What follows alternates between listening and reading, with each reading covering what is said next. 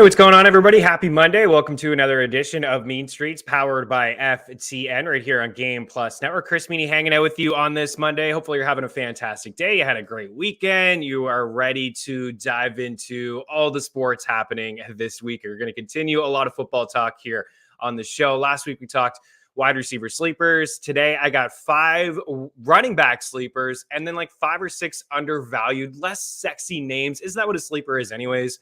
Undervalued players who are going to outperform their ADP. We can talk ADP left, right, and center. We have been on this show for a couple months. It's not everything. I will say that. If you want a guy, go get a guy. But for the most part, we are trying to seek value here on this show. So I got 5 running backs that I feel like are sleeper running backs. I tried to stay away from rookies, but I do have 2 rookies in there. And then I was just looking and it's like, man, there's a lot of just unsexy names, kind of veteran backs that are going outside the top 50 at the running back position that I really wanted to just share with you guys as well. That could be, worthy of just late round picks, like especially if the first part of your draft doesn't go the way you want, you're not getting some of the running backs that you like. I got a couple that could maybe just help you out early on. They could be something for you in the season, kind of just tread water. Hopefully you're not in a brutal situation, already. We're not even here at week 1 of the NFL season, but you never know how things could happen in your draft. There's a couple running backs that you want, that you have, on your short list that you couldn't get. And maybe you feel like you're thin at the running back position. So we will talk running backs a little bit later on in the week. We'll talk tight ends and quarterbacks as well. And then we'll switch gears and do some busts, and we'll get into rankings and tiers as we turn the calendar basically to August. So there's going to be a lot of fantasy football rankings and tiers and busts and sleepers and breakouts, all that good stuff here to get you set for your fantasy football drafts, because we are just about 45 days or so until week 1 of the NFL season between the Rams and the Buffalo Bills. A lot of football talk here on the show. We're going to continue the NFL team previews. We are inside the AFC South, one of the weaker divisions in all of football. We got underway last week with the Indianapolis Colts. Today, we're going to talk about the Tennessee Titans, the 12-5 Titans from last season, but no A.J. Brown. Derrick Henry, a beast before he suffered the foot injury. He really was a beast, averaging over 30 touches a game, just like Derrick Henry, right, of old. And I say of old, but man, he's really fallen down draft boards. I think people are kind of out because of the foot injury. They want to get out before, we really start to see him fall off a cliff, but he's just a different beast. He really is. Jake Seeley, All in Football, can be caught right here on our FTN Network YouTube page, as well as Game Plus Network. He said he wouldn't be surprised if he finishes RB1 overall. I would kind of be surprised, but I see where he's going. Volume and opportunity, he's still one of the better backs in all of football. And although he doesn't catch a lot of passes out of the backfield, he still was first in fantasy points per game in a PPR setting last year. And he has seen a little bit of an increase in each of the past couple seasons in catches and targets per game. Of course, that's not what he's all about. Like, he can catch. If I was the Titans, I would run at least 1 or 2 screen passes a day to Derrick Henry a game. Why not? I mean, he's such a beast in the open field, throwing guys around with stiff arms. I just give him the rock in open space and let him buck. But maybe they will this year with no A.J. Brown. They got Robert Woods on the squad. They got Treylon Burks on the squad as well. James Robinson, bat season. George in the house, of course. James Robinson is in the news today. Doug Peterson, head coach of the Jacksonville Jaguars, said that Robinson will not start the season on the PUP list. I saw some video of him out there in practice today, taking a couple handoffs. That's huge news for James Robinson. We've talked a lot about him actually on this show. Everybody's target is Travis Etienne. I get it. Travis Etienne has got a lot of upside. We've yet to see him take a snap on the NFL field yet. Of course, he suffered the injury last year before the season got underway. He has really skyrocketed up draft boards. I've seen him go as early as RB10. On average, he's right around RB13. Out of Clemson, Trevor Lawrence out of Clemson. There's that connection there. It was that first-round pick from Urban Meyer and Company last year. It remains to be seen if that was a good pick or not. But James Robinson is a really, really good running back. He suffered an Achilles injury towards the end of last season, and a lot of speculation that he wouldn't be ready to start week 1. But this is a huge, a positive sign for James Robinson, and he is going to continue. He's going to jump up draft boards. We're on round 14 of NFFC targets. ADP of the last 5-6 weeks. We're going to look at round 14. I believe James Robinson was round 13 or round 12. roughly RB 48. I mean, if you've been drafting it and you've taken a shot on him, it may be one of the better early round draft steals. And he's going to jump up now. He really is. I believe Peterson when he said when Robinson is healthy, he is going to be the lead back. I truly believe that. I think ETN, you can line him up all over the field in the slot outside. He's going to get some carries for sure. But Robinson's a really good running back. Don't let Urban Meyer fool you. Like him going to Carlos Hyde last year was just him off his rocker. Not gonna lie. We're gonna get into a little bit more Robinson. I think I just kind of said everything I needed to say. There's a couple big trades in the NHL over the weekend. I think the Flames did pretty good. The back's up against the wall. Matthew Tkachuk didn't want to sign a long-term deal. He was a restricted free agent. Now he is a member of the Florida Panthers, and he signed a lengthy deal there as well. And Calgary did pretty good getting a couple pieces back the other way. We'll dive into that a little bit. Kevin Durant and the Boston Celtics are in the news, and we will have some MLB picks and some MLB props for you as well. And speaking of MLB, how about our guy T. Jones, tenacious T. Jones, getting it done again over the weekend? My goodness, this guy is he's the GOAT. He really is. He's the GOAT. And it just seems like every other week there, he's in on it. And we see Rotomania in there as well. A big showing from him, 50K. He is part of the MLB DFS fam. You see his lineup there. He had Shohei. Oh, baby. And, Shohei kind of got lit up towards the end of that start. It could have been even better for Rotomania. But, Vlad in there, the Blue Jay stack. He had written up the Blue Jay stack. All this stuff is in our cheat sheets as part of our FTN daily, package. Cheat sheets. These guys aren't just like writing articles and saying, oh, I like the J stack. I like this. They're just giving plays for the sake of giving plays. We have a cheat sheet for all the sports, DFS, NHL, PGA, MLB, NBA, NFL, where we go in our cheat sheet. You can click on anybody you want and just shows the exposure that they're going to have to certain players. We're not rolling out 20 players. Usually go from like 5 to 7 players, a couple of our favorite pitchers, the percentage of, say you're going to play 10 lineups, you got 30% ownership to Shohei Ohtani, 3 of 10, good stuff from those guys. Tenacious D. Jones, David Jones, friend of the show, been on the show before as well, part of the Prize Picks Prop Show family. He is a super sharp mind, and he just wins. I feel like he wins every other week. Does he not win every other week? I think so. I think he wins every other week. So good stuff. There's still time to get, our DFS package. If you get it now, you get MLB the rest of the way. You get some PGA stuff in there as well. And before you know it, NFL is going to be here the first week of September. NHL, NBA to follow as well. So we have packages over at ftndaily.com/pricing.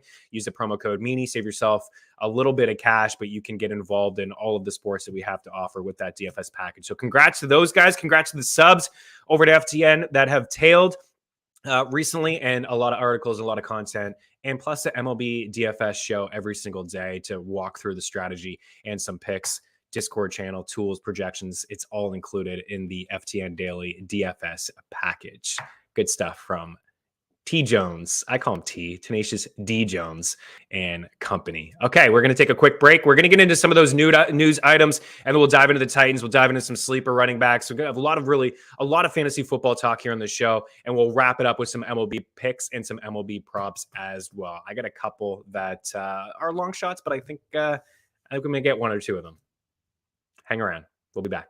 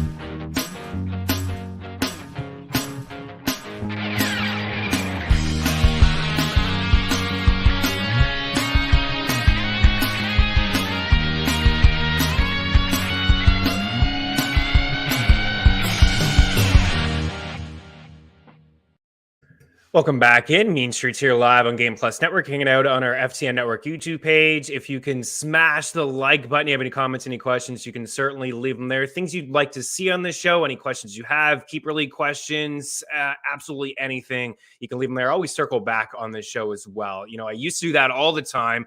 I made sure I did it come like if I gave NHL picks and NBA picks and just especially in the association, so much changes like from a day-to-day standpoint, guys, late scratches, that prop's no good. This one, now maybe consider this player on that team, but it's still always circling back, in case there's any late minute scratches or any edges that I do find in MLB, but I will have some picks a little bit later on. I see Mr. Nice Guy hanging out as well. Best sleeper of the year. Wow.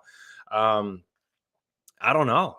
I don't know who the best sleeper of the year is. We got some running backs for you. I don't know if you caught the wide receiver sleeper episode last week. We have it condensed on our FTN Network YouTube page. You can go back and watch that. But certainly a couple wide receivers. When sleeper of the year comes to mind, I feel like I'm always thinking of wide receivers, guys that could potentially are in new roles or new head coaches come into town. And there have been a lot of new head coaches that kind of come into town and maybe the offense will look a little bit better. I think of Josh McDaniels with the Raiders, and I don't think there's any sleepers on the Raiders squad, but I think, having an offensive play caller like Josh McDaniels with the Raiders, Chad Midgley, what up? Get excited. Anthem Sports and Entertainment. Raiders got something going on, but you bring in Josh McDaniels. How is the offense going to look a lot like maybe the Pats 07 offense? I know Tom Brady is not Derek Carr, and I know Devontae Adams is not Randy Moss. And I know Hunter Renfrow is probably not Wes Welker, but that offense could look very similar. It's an offensive-minded coach. They didn't really have an offensive-minded coach last year. I know John Gruden, and he left, and he was doing some things there with the Raiders. But Derek Carr was top 5 in the league in passing yards. And who is he really throwing to? Darren Waller at the start of the season, then some injuries. He wasn't really around. Hunter Renfrow. Now they got an alpha, right? Like replace Henry Ruggs and Zay Jones and give him Devontae Adams. I think of a couple things. Yeah, Rashad White. I like that call. We talked about him last week. I'm still in on Leonard Fournette. But White is he is a really nice back. He's explosive. I think maybe this time next year, we're really looking at White as a guy that could be a difference maker, and he could be this year as well. But I still believe in Leonard Fournette, despite him checking in at like whatever it was 260 or 33 pounds overweight. I still like Fournette. The reasons I still like him is that this is a win now Buck squad. Brady likes Fournette. They brought him back. He's experienced. He's a good pass blocker. He's great in the passing game. He can still run between the tackles. He's got a nose for the end zone. They're just going to rely on him. And I think White will get sprinkled in here and there. But I will say I'm not totally into handcuffing running backs. I feel like it's kind of a waste. I would like to grab somebody else's handcuff. Like if I draft Cook, I don't want to draft Madison like a few rounds later. I don't like that. I think you could certainly draft Foreman if you draft CMC, but the price on White is, he's kind of rising up draft boards a little bit. But I do like where he's going in around RB 45 to 50. I don't think that's a crazy price to pay. And then you have that Bucks backfield kind of locked up. We know that they want to pass the rock. Like nobody passed more than them. Brady led the league in passing attempts and passing yards and passing touchdowns. And, on our split tools in terms of like pace of play, this team was just always passing. The percentage of passing, I think, was like 66%. The run was 33%. So they're going to chuck, and they're going to chuck. White can catch, which is positive for him as well.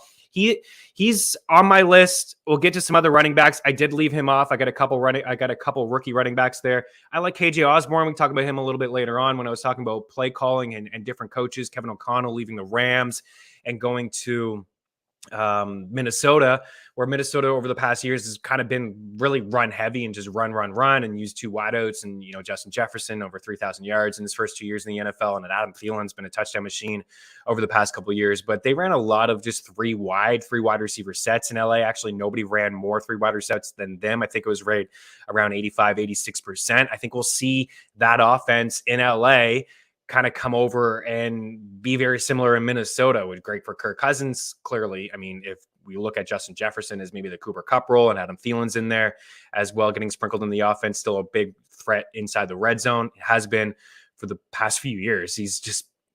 Everyone says that the touchdowns are going to come down, but it just doesn't seem to happen. I know he's getting a little bit older. Maybe that benefits KJ Osborn a little bit. But if they do decide to run more 3 wide receiver sets, KJ Osborn will be interesting. I like Tim Patrick. He's probably one of my favorite late round wide receivers as well. I think he's really good. I know he's outperformed Jerry Jeudy in each of the past couple of seasons, and you can take that with a grain of salt because Judy's been hurt. Quarterback play hasn't been great. Russell Wilson's fantastic. Tim Patrick's a big body, could be the number 1 option inside the red zone for Russell Wilson. I wouldn't be surprised. Russell Wilson's not going to, he's the new quarterback there. They're going to cater, of course, to his offense. Green Bay offensive coordinators and tight end coaches coming over. The offense could look very similar, like it did in Green Bay, a lot of screen passes and things like that. But ultimately, the favorite guy for Russ could be Tim Patrick. It doesn't have to be Jeudy or Sutton. I think it will be Sutton. I think Sutton's a big red zone threat, deep ball guy. Wilson's a great deep ball passer. But don't be shocked if it's Tim Patrick. Don't be I don't think anybody should be shocked if Tim Patrick all of a sudden is, right on par with the rest of these guys. What if it's split up? What if it's 6 targets each, 6 combined for the 2 running backs of the backfield, tight end, Albert O? It could be pretty split wide with all of those guys. So I like Patrick. Daily Handle checks in. He likes Joshua Palmer as a sleeper. My boy. He's calling him my boy. I do like Palmer as well. Canadian boy. That's not why I do like him, but he was the first wide receiver that the Chargers drafted after they took, Herbert. So that does mean something to me a little bit. Keenan Allen's on the squad. Of course, Keenan Allen's a beast. Mike Williams is a beast. But the fact that the organization was like, oh, let's get a toy for Herbert, and the first toy that they got was Palmer. I think we'll see him carve out a larger role this year as well. And I think he's a great buy in dynasty leagues, Joshua Palmer. But we'll get into maybe some other sleepers. I appreciate you, Mr. Nice Guy, checking in. He wasn't. He says he was just playing.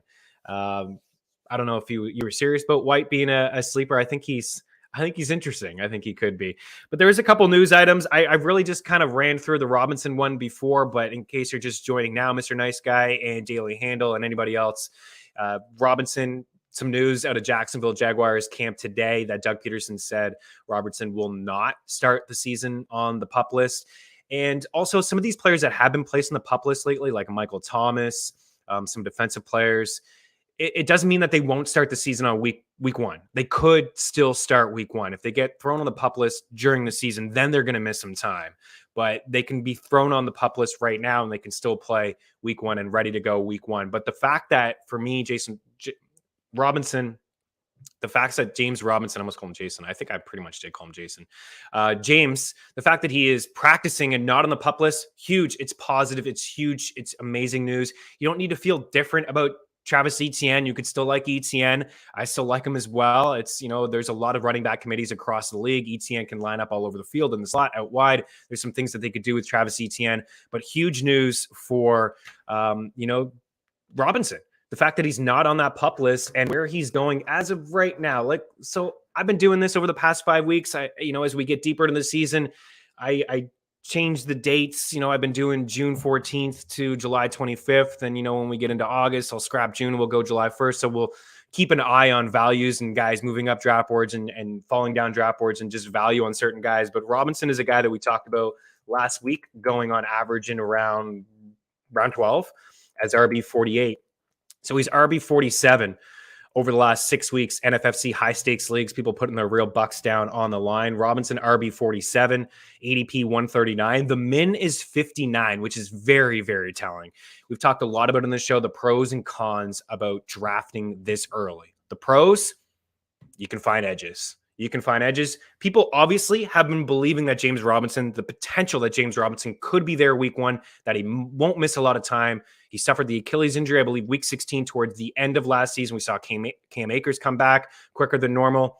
I mean, the medicine these days, guys are coming back a little bit quicker. It's a very tough injury to return from, but we've seen guys come back and be okay. Marlon Mack, Deontay Foreman was great last year.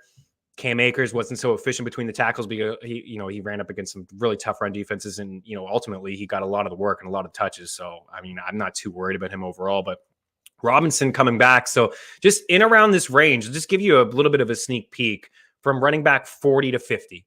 Isaiah Spiller, Alexander Madison, Ronald Jones, Damian Pierce, Rashad White, Mr. Nice Guy's boy. We got Nyheim Hines, Darrell Henderson, Kenneth Gainwell, Tyler Algier, Khalil Herbert. Robinson in there as RB 47. Out of all those backs from RB40 and Spiller to RB50 and Herbert. The min pick for all of them, Nyheim Hines, 72. Everybody else is around the 92, 83, 107, 110 for Algier, 106, Khalil Herbert. So those guys are not really moving around. Their ADP kind of stands true to what the min pick is, and the max is kind of like 150 and above. For Robinson, his min pick is 59. So that is super telling. You have to go all the way up to RB32 Rashad Penny to see anybody have a min pick in the 50s. He's got 52. Even before that, Pollard is 60. We got Michael Carter in here, an ADP, roughly RB39. His min pick is 84. Spiller is 92. Jones is 97. So some people that have drafted have thought to themselves, I'm sure, that Robinson they're taking a shot. They're taking that risk, saying, we know what Robinson can do. A couple of years ago, before last year, before Urban Meyer, he was a top 10 running back. He was RB6 overall. He was a guy that ran between the tackles, caught some passes. He was the goal line back. I expect him to be the goal line back for Jacksonville this year as well. It's not a great team offensively, but he will be the goal line back there. He's not going to mess around like Carlos Hyde. I don't think he's on the squad anymore. Remember all the Carlos Hyde goal line touches? Robinson would march all the way up the field, and then Urban Meyer would put in his old buddy Carlos Hyde and be like, oh, what are you doing? But that's part of the pros, some of the pros of drafting this early, finding the edges, being in on a guy before, they return to camp early, before they ball out in a preseason game. Remember Amir Abdullah? Remember him when he balled out in a preseason game with the Lions and everybody went nuts and they just drafted him early? Those things happen all the time. They happen all the time. Twitter is crazy these days. The reports are right there in front of your face. Believe it or not, some of these news items that you'll hear that probably aren't really anything at all will have an effect on the way people draft. But it's just a little bit of an insight of where Robinson has been going. We'll check back in 2 weeks and we'll watch him. I would guess, honestly, he'll probably be inside the top 40. I would much rather have him than Michael Carter, Cordero Patterson, Ronald Jones, Nyheim Hines, Darrell Henderson. I would much rather have James Robinson. If you're telling me James Robinson is healthy week one, and he's ready to go, and all signs point to that, he's a top 30 running back for me. He's a top 30 running back for me. And Travis Etienne is jumping up boards. For example, Travis Etienne, RB 17, but he's got the min pick of 17. So we'll check back in a couple weeks and we'll see the min pick of those two guys and where it moves. But if you've drafted already early, you've gotten in on some of these guys that you think will jump up draft boards. And Michael Gallup is another guy that I think, when he's healthy and ready to rock, I think he has upside to be a really strong wide receiver 3. And he's getting drafted in the 50s and in the 60s because he may start the season on the PUP list. That's possible. It is a risk, but if this guy all of a sudden finds a way to get on the field and he's practicing, is another example of guys moving up the board. So that was it really from an NFL news standpoint. There wasn't really a whole lot, but I think that's a big one.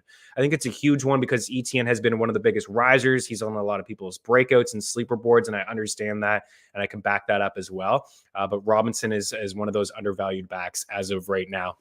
We'll switch gears to the NBA. I got NHL note here in a second. Just small talk here.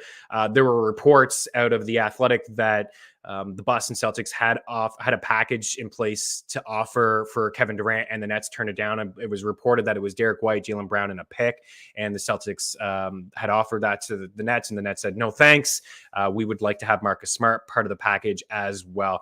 Listen, I mean, KD, I know he's a game changer, and some still view him as one of the better players in the NBA. I think he's still a top 5 player in the NBA. I don't know if I'm going as high as top 3. I think he can be a game changer, but I don't think that would be a good move for the Celtics. I don't think that they should trade all their pieces. Some people, and I tweeted that, and some people had said to me that, it's exactly what the Celtics were missing last year and maybe would have put them over the top. Now, I agree with that. But also, if you're putting Kevin Durant on that Celtics squad and you're taking away White and you're taking away Brown and you're potentially taking away Marcus Smart, Defensive Player of the Year, you're taking away a lot of pieces from that squad. So yes, I think that Kevin Durant could help a team like Miami, like the Celtics. But what are you doing? Are you giving away 4 or 5 pieces? Are you just going to give 4 to 6 first-round picks and maybe a roster spot? Sure, but I think the Nets are being pretty picky here. I think they want some roster players. So I don't know, man. I'm not totally in on Kevin Durant just going to a new team and that team all of a sudden being an NBA championship contender squad. I joked that the only championship team that he would win on in the Warriors, and I too believe that because the Warriors wouldn't trade Clay and they wouldn't trade Curry to get KD. So if it's going to be those three as the core again, maybe it has to be Draymond and some other pieces like Poole or Wiggins, Wiseman, whatnot. They could still get it done with that core. That's it. That's all I'm going to say, as I think Kevin Durant is a little bit overrated. And when you say that, people just seem to jump all over you. The Raptors. Durant is also turning 34, very injury prone. Absolutely. Daily handle follows the Raptors pretty closely. You hear some of the packages that, part of the package that they want for Kevin Durant in Toronto. Burns. Siakam. I don't know what else. Fred VanVleet. What are you doing? You giving away all the pieces? Then what? You just have Kevin Durant and two other players? You ruin with the quality of the bench. Let's relax on Kevin Durant a little bit. I quickly, on the way out of this second segment here, is a huge trade went down in the NHL. Matthew Tkachuk. We talked about it on Friday and how this deal will potentially go down. I did have Florida as one of the, landing spots, potential landing spots, but I did not think that this would be the deal. It was absolutely shocking. The NHL offseason has looked a lot like the NBA offseason in years prior.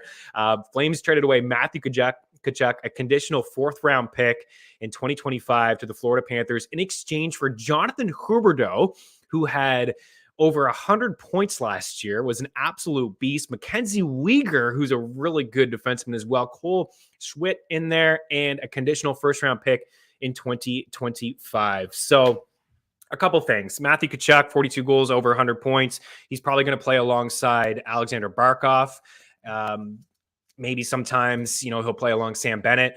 I think it's a great get. I think Tkachuk is a really good player. They locked him up at a contract, 9.5 for a few years. I think, 7 or 8 years. I think that's a pretty decent contract. But, man, they gave up a lot. Did they not give up a lot? I mean, they gave up Jonathan Huberdeau, Mackenzie Weegar. Like, those are two really, really good players. I think the Florida Panthers are – I think that they're pressing. I think that they're really pressing. They gave up a bunch of draft picks and prospects last year. Owen Tippett for 30 games of Claude Giroux, a first-round pick for 30 games of Ben Sherratt. Both of those guys are gone. They're super thin on the blue line now with Mackenzie Weegar no longer on the squad. They don't have a first-round pick until 2026. They don't have a first-round pick in each of the next 3 years. They're $3 million under the cap as of right now. I kind of understand their thinking, like Mackenzie Weegar and Huberdeau. Maybe they feel like they couldn't extend those guys. They both have 1 year left on their deal. Huberdeau is probably asking. If he had another campaign where he had 100 plus points, he was probably asking for 11 million. And I don't feel like they could do that with Bobrovsky on the books at 10 plus million. Like, are they going to be able to get rid of that contract? I don't think so. They don't even have any first round picks to get rid of a Bobrovsky or to get rid of a Patrick Hornquist. So they need to make another move to shed at least 4 million off their cap. On the Flames side of things, I think they did pretty well, considering Matthew Tkachuk was saying that he didn't want to sign a long-term deal there. He wanted to leave the squad. That's, it's tough. You're up against the wall. You know that everybody knows that you got to deal this guy, right? Everybody's probably lowballing the Flames. The fact that they got two really good players kind of puts them back into the conversation of maybe being a playoff squad, because like the thought of losing Johnny Hockey and then losing Matthew Tkachuk for, peanuts would put this team outside of the playoff spot. But now you got Mackenzie Weegar with Rasmus Andersson and Noah Hannafin. Those are three strong defensemen. And then you got Huberdeau, give you help the power play out a little bit. But ultimately, we'll look at this deal after next year. With 1 year left, does Huberdeau decide that he wants to stick with the Flames? Does Mackenzie Weegar want to stick with the Flames? But ultimately, they did get two guys back. Maybe they can have some conversations with them this year about extending them. And then if it doesn't work out, they can flip them at the deadline and they get a couple pieces that way. I do believe Jonathan Huberdeau will be a Montreal Canadian after next year. But what do I know? I know nothing. But that was a massive trade. Also, Oliver Bjorkstrand left Columbus as they try to free up some cap space. They signed Patrick Laine. They signed Johnny Hockey. So they traded him to the Seattle Kraken. I think that's a pretty good get for the Kraken. Bjorkstrand is a former 20-goal scorer. I think he has upside to be a 30-goal scorer. He's going to get plenty of ice time over in Seattle. But woo, what a trade. Huberdeau stock down a little bit, right? He's not going to play with Barkov, not going to play with all those studs. And Tkachuk, I think his value probably stays the same. But what a 1-2 punch it's going to be with Barkov and Tkachuk. I love when trades happen. Things happen. Love it. Good stuff, Calgary. getting some pieces for Tkachuk. We're going to break. We're going to really turn our attention to football here over the last few segments. We're going to take a look at the Tennessee Titans. I got sleeper running backs. And here in the next segment, we'll actually look at round 14, Tyler, of NFFC drafts. And we'll take a look at a few targets, a few guys that are going in that draft, or in that round, rather. Keep your lock. Lots to get to here on Mean Streets.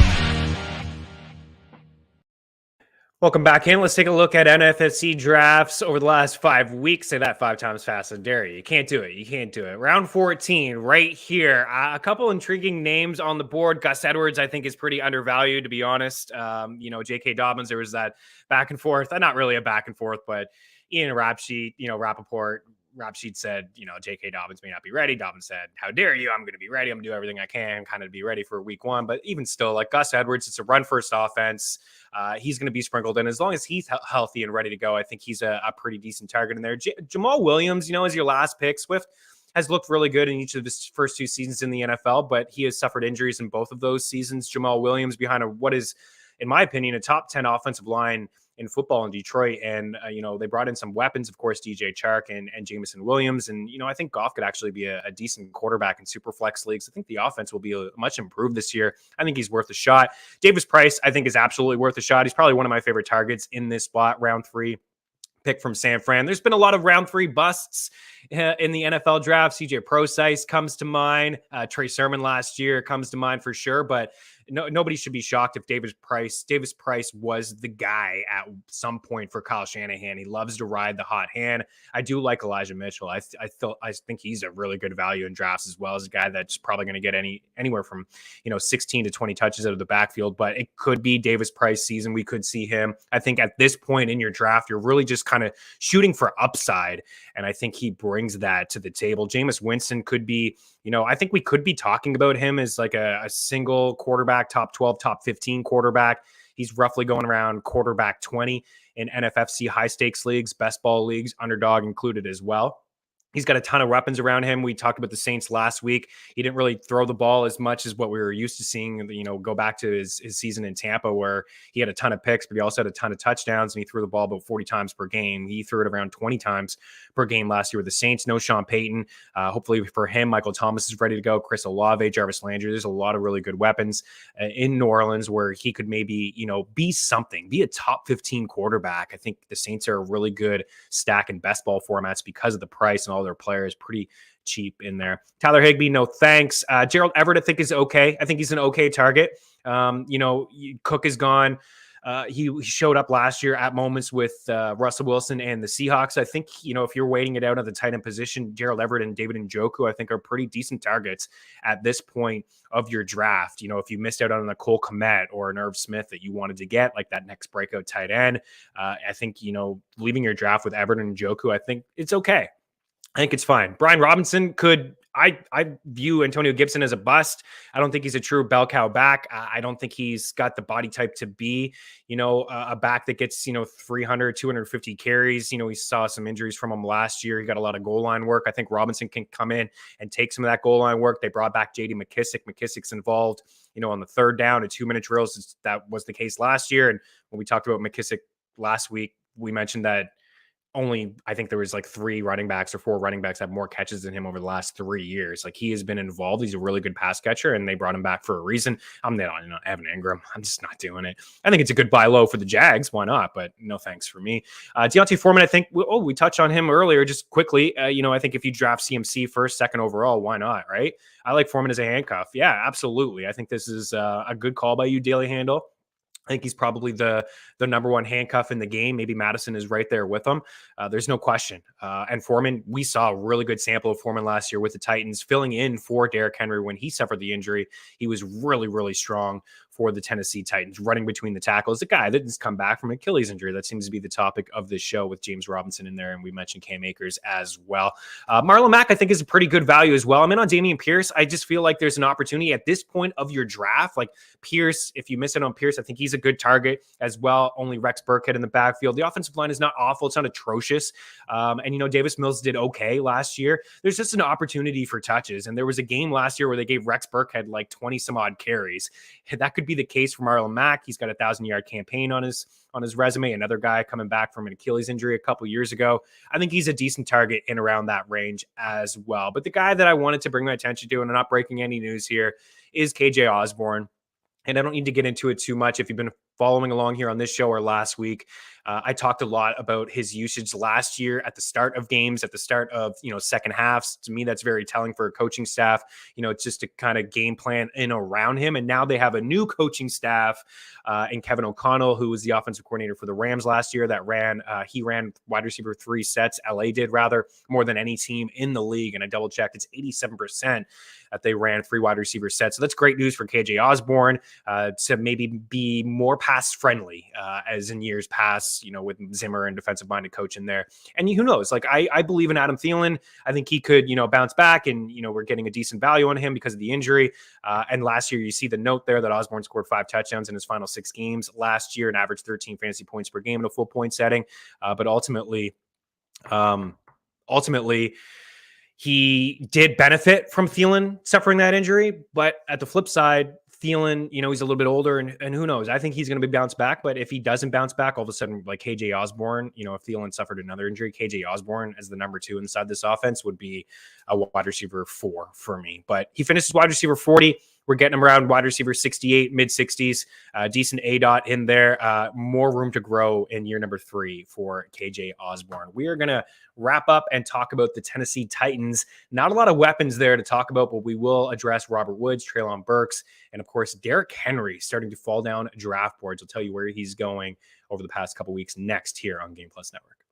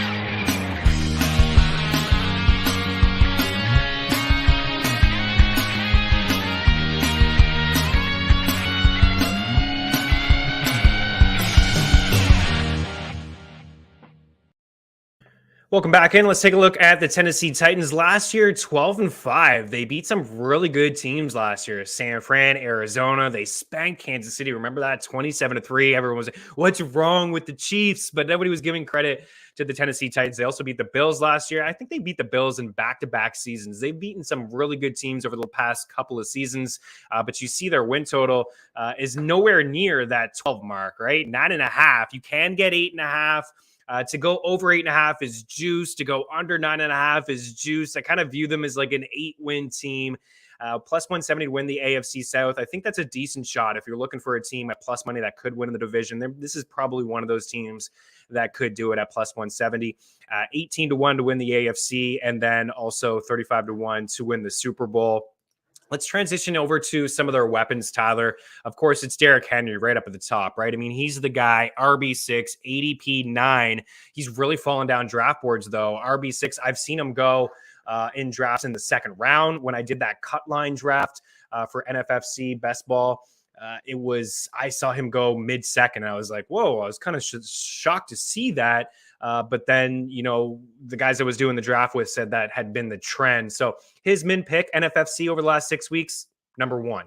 People are willing to take him number 1 overall. His max, 17. So 17 would be mid-second round here, kind of in this format. Ryan Tannehill last year finished as quarterback 12. This year he's going as quarterback 24. He does have some rushing upside, but of course he loses A.J. Brown. A.J. Brown is the biggest loss here on this squad, an alpha wide receiver, replaced with Robert Woods, and then Treylon Burks, who, they traded 18th overall pick, right? The Eagles did for A.J. Brown, also a third in there. And then they get Treylon Burks with that draft pick, and they also acquired Robert Woods. Nick Westbrook-Ikhine showed up at times last year. Just wanted to put him on the board as like wide receiver 97. You're not really thinking about him in your standard 12 or 10-team league with your home buddies. And then Austin Hooper actually could be, interesting, certainly in maybe 2 tight end premiums. I don't think we'll ever get to the point where we're like, roll out Austin Hooper as like your tight end 1 in a league with like 10 of your buddies or 12 of your buddies. Maybe we're thinking about him in DFS, but I think he could be sneaky.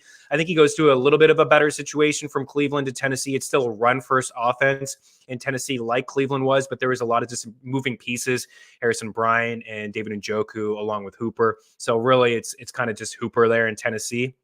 But again, I don't think he's a huge draft target.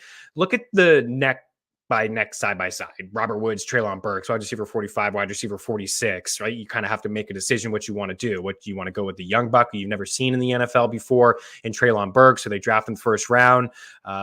Could be a target hog in there. There's some conflicting reports in the offseason, asthma, learning the playbook, things like that. I think he's going to be fine. I think he's a decent target, but personally, I would rather have Robert Woods. Give me the veteran back at this price. I have him ranked inside the top 40. Maybe I am a little bit crazy when it comes to Robert Woods. Of course, he is now 30 years old, and he is coming off a significant knee injury. Last year, he had 45 grabs, 556 yards and 4 touchdowns in 9 games. It was a much better offense, a pass-happy offense, a better play caller, a better quarterback. But Robert Woods has been really good over the past couple of seasons. 90 grabs in 2020, 90 grabs in 2019, 86 grabs in 2018. When he jumped into the Rams in 2017, he played 11 games. He had 56 grabs. It's kind of where we saw him towards the end of his Buffalo career. He was just like a 50-catch guy. He was on the field, was a really good run blocker. But then we saw a different bit of a role for him. I think he could be the alpha in this offense. I'm into him. I like the price. I think, again, if I had a choice between both of these guys and the cost is the same, give me Robert Woods. We've already seen him on the field running around. The knee looks good. I think that's a positive. Ryan Tannehill has had some issues over the past couple of seasons. We'll look back at Ryan Tannehill's season a couple of years ago, and that will be the outlier for him. Very accurate. He does have a little bit of a rushing floor. We're not looking to have at him as a strong candidate to be, a fantasy asset for your quarterback, like a single quarterback lead, no chance. But I think he'll rely on the veteran and Robert Woods. What I do want to say on the way out here is that Derrick Henry, at 24.2 fantasy points per game at a full point setting, that was number 1 in the NFL, ahead of Jonathan Taylor, and he only played 10 games. He played 8 games.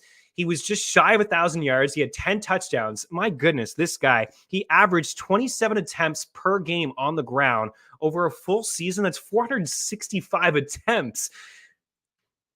If he falls to RB5, RB6 towards the end of the first round, I think you have yourself a steal. I wouldn't take him in the top 3, but the volume is going to be there. You're getting a bit of a discount because of the broken foot last year.